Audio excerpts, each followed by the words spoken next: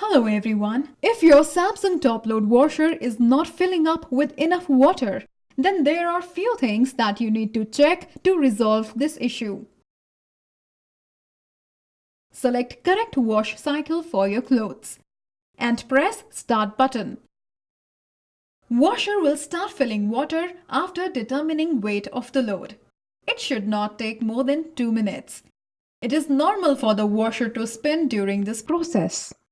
If 4C or 4E error appears on the display panel, it indicates that there is a problem with the water supply and needs to be inspected.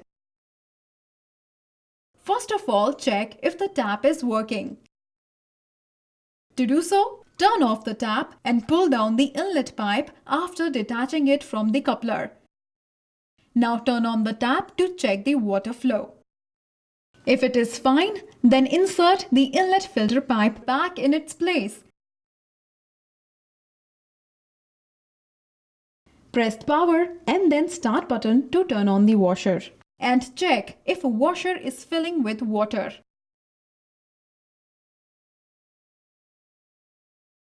Check the inlet hose filter. The machine may not get enough water if inlet hose is twisted, kinked or blocked.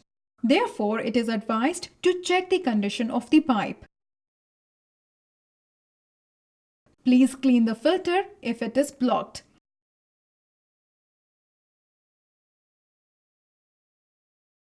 Remove the inlet hose by rotating it anti-clockwise and pull out the filter. If it is stuck, then use pliers to pull out the filter. Clean the filter using toothbrush under running water.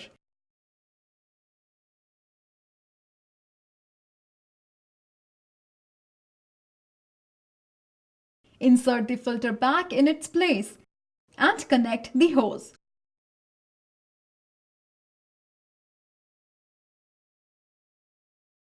Thereafter, turn on the tap and press Start button to check the water supply.